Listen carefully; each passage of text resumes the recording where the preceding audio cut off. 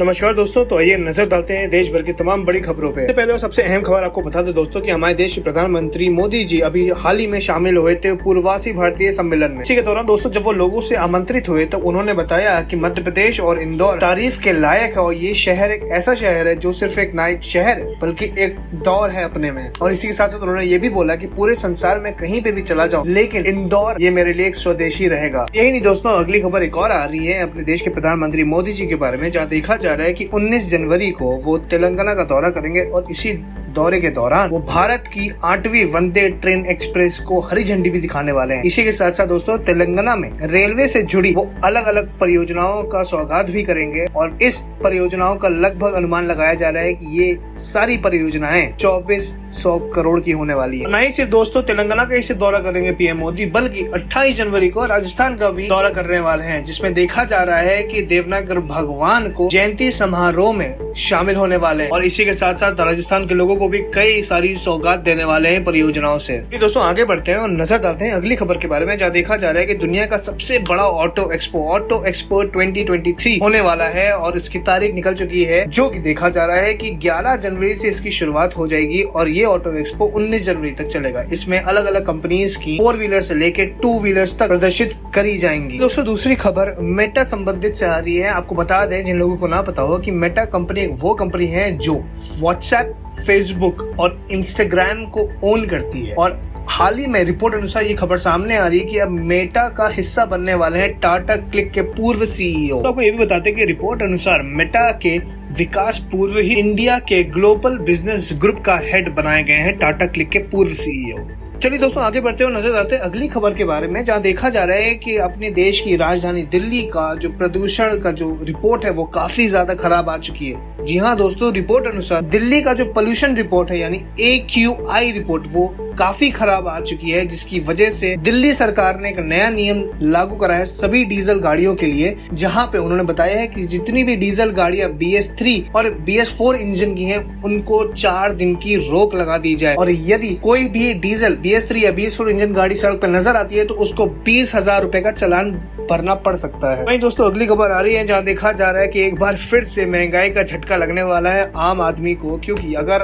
आप कोई भी HDFC बैंक से लोन लेने की सोच रहे हैं तो एक बार फिर से सोच लीजिए, क्योंकि हाल ही में रिपोर्ट अनुसार HDFC बैंक अपनी ब्याज दरों में 25 BPS पॉइंट की बढ़ोतरी की है, जिसकी वजह से अब लोन लेना और भी ज्यादा महंगा हो चुका है लोगों के लिए। HDFC बैंक से संबंधित कोई भी लोन जानकारी के लिए दोस्तों उनकी ऑफिशियल वेबसाइट पे जाके एक बार आप देख सकते हैं। दोस्तों आगे बढ़ते हैं और नजर डालते हैं अगली खबर के बारे में, जहाँ देखा जा रहा है कि झारखंड में समेत शेखर पर एक बड़ा अपडेट सामने आ रहा है, जहाँ देखा जा रहा है कि जैन समाज के बाद अब आदिवासी समाज का ये दावा है कि पूरा का पूरा पार्श्वनाथ पहाड़ ही उनका है और इसी के ऊपर वो हाल ही में एक आंदोलन की भी तैयारी कर रहे हैं। लेकिन दोस्तों इसके ऊपर कई लोगों का दावा है कि एक पहाड़ किसी भी समुदाय का नहीं हो सकता है। वैसे दोस्तों आप बताइए कि इस खबर से संबंधित आपके क्या विचार हैं, कृपया करके हमें कमेंट बॉक्स में जरूर बताएं और इसी के साथ साथ अगर आप हमारे चैनल पे नए हैं तो इस चैनल को सब्सक्राइब करना ना भूलें। दोस्तों आगे बढ़ते हैं और बताते हैं आपको कि रिपब्लिक डे से संबंधित एक खबर सामने आ रही है, जहाँ देखा जा रहा है कि पहली बार इस परेड में CAPF की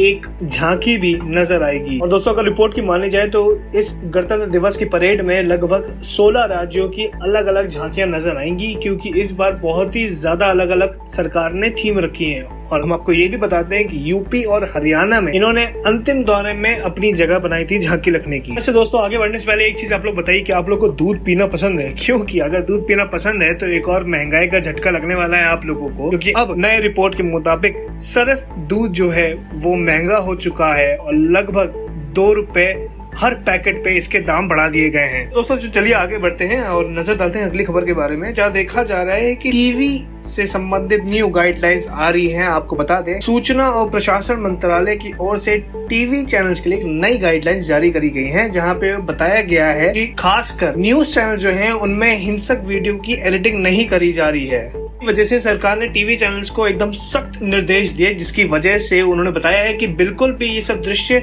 ना दिखाया जाए टीवी पे, क्योंकि आपके चैनल जो है वो घर पे बैठे बच्चे भी देख रहे हैं जिनके ऊपर बहुत गलत प्रभाव पड़ता है। दोस्तों आगे बढ़ते हैं और जानते हैं अगली अपडेट के बारे में जो रिसर्च की ओर से आ रही है, जहां देखा जा रहा है कि यदि किसी भी इंसान को अगर 100 साल हेल्दी जीना है तो उसके लिए 3 सीक्रेट हैं, उसको फॉलो करना शुरू कर दीजिए। तो सबसे पहला दोस्तों आपको बताते हैं कि अच्छी डाइट, बहुत हेल्दी खाना खाइए। दूसरा, समय समय पे फास्टिंग करना जरूरी है, यानी व्रत रखना जरूरी है। और तीसरा, सबसे इम्पोर्टेंट, जो आपकी मानसिक रूप के लिए सबसे अच्छा होगा, वो है लोगों से मिलना जुलना। दोस्तों आगे बढ़ते हैं और आपको बताते हैं कि एरो इंडिया 2023 के लिए राजदूत की राउंड टेबल कॉन्फ्रेंस हुई। बता दें दोस्तों, देश का ये डिफेंस एरो शो जो है वो होने वाला है कर्नाटका में बैंगलोर शहर में, और इसकी तारीख दोस्तों 13 फरवरी से लेके 17 फरवरी तक ये एरो शो चलेगा, जहाँ पे अलग अलग कंपनीज के अलग अलग विमान अथवा जितनी भी मिसाइल और जो भी मशीन्स हैं वो लोग इस एरो शो में प्रदर्शित करने वाले हैं। तो वैसे दोस्तों खबरों को और आगे बढ़ने से पहले आप लोगों को एक चीज मैं बताना चाहता हूँ कि हाल ही में ठंड की वजह से लखनऊ आगरा एक्सप्रेस वे पे दोस्तों कोहरे की वजह से एक हादसा हो गया। हालांकि दोस्तों एक नहीं बल्कि 2 हादसे हुए, जिसमें लगभग 7 लोगों की मौतें हो गई। तो आपसे बस यही मैं निवेदन करना चाहता हूँ कि यदि अगर आप बहुत जरूरी काम है तभी रात को आप हाईवे पे गाड़ी चलाइए, वरना अभी मत चलाइए, क्योंकि कोहरा इतना गहरा है और इतना घना है कि आपको 10 मीटर दूर तक कुछ नहीं दिखाई दिया जाएगा। अच्छा दोस्तों, अगली खबर आ रही है हरियाणा की ओर से, जहां देखा जा रहा है कि हरियाणा राज्य में ग्रुप सी के लिए 40,000 पदों की जो भर्ती है अब वो पूरी करी जाएगी। जी हाँ दोस्तों, मुख्यमंत्री की ओर से ये एक नया ऐलान किया गया है, जहां पे ग्रुप सी में 40,000 पदों को निकाला गया है। इसके साथ साथ दोस्तों मुख्यमंत्री मनोहर लाल जी ने ये भी बोला है कि ग्रुप सी का रिजल्ट जल्द ही सामने आएगा, और इसी के साथ साथ ग्रुप डी के लिए CET जो एग्जाम होता है वो भी देने दिया जाएगा लोगों को। चलिए दोस्तों आगे बढ़ते हैं और नजर डालते हैं महंगाई के ऊपर, जहां देखा जा रहा है कि महंगाई का एक और झटका लगा हिमाचल प्रदेश के रहने वाले सभी लोगों को, क्योंकि डीजल के जो रेट हैं वो पहले ही 2 रुपए बढ़ाए गए थे, लेकिन अब वो 2 रुपए से सीधा 5 रुपए बढ़ा दिए गए हैं, जिसकी वजह से जितने भी बसों के जो किराए हैं वो और ज्यादा महंगे हो चुके हैं। अब ना जाने दोस्तों नए साल पे कितना महंगाई का बोझ जो है वो आम आदमी को झेलना पड़ेगा। वहीं दोस्तों गहलोत सरकार की ओर से राजस्थान में एक नया नियम लागू करा गया है, जहां बता रहे हैं कि पतंगबाजी पे अब रोक लगाने जाने वाली है, क्योंकि मकर संक्रांति के लिए जितनी भी पतंगबाजी से जो भी हादसे हो रहे हैं उसको रोकने के लिए गहलोत सरकार ने बोला है कि पतंगबाजी पे अभी रोक लगाई जाए, ताकि कम से कम घटनाएं हो। दोस्तों स्टूडेंट्स के लिए एक बहुत ही खुशखबरी की बात सामने आ रही है, क्योंकि अगर आप इंडिया वर्सेस न्यूजीलैंड के ODI में अगर जाना चाहते हैं, जो 11 जनवरी से शुरू हो चुका है, तो उसकी टिकट सिर्फ और सिर्फ 300 रुपए में मिलेगी। बता दें दोस्तों रायपुर में छत्तीसगढ़ में ये मैच जो है वो शुरू होने जा रहा है, जिसकी ऑनलाइन बुकिंग जो है वो 11 जनवरी से शुरू हो जाएगी। दोस्तों अब नजर डालते हैं मौसम विभाग की ओर से, जहां देखा जा रहा है कि रिपोर्ट अनुसार उत्तर भारत में अगले 48 घंटों में पड़ेगी कड़ाके वाली ठंड, जिसकी वजह से IMD ने दिल्ली, UP, पंजाब के लिए जारी कर दिया है रेड अलर्ट। तो कोई भी प्लान है तो उसे ना करिए, घर में बस रजाई बैठ के आराम से रहिए अगर ठंड से बचना है तो। हम आपको अंत में बताना चाह रहे हैं कोरोना का जो खतरा है वो देश विदेश में कैसे बढ़ रहा है, क्योंकि चीन के एक राज्य में जिसका नाम है हेनान, उसमें लगभग 90% जनता को कोरोना से वो संक्रमित हो चुकी है। तो इसका डर लेके दोस्तों आप लोग भी सैनिटाइजर का यूज ज्यादा से ज्यादा करें और मास्क लगाएं। कोई भी जगह जाएं तो वहाँ पे मास्क लगाना ना भूलें। और ऐसी और खबरों को जानने के लिए दोस्तों AM तेज न्यूज को सब्सक्राइब करना ना भूलें। जय हिंद, जय भारत।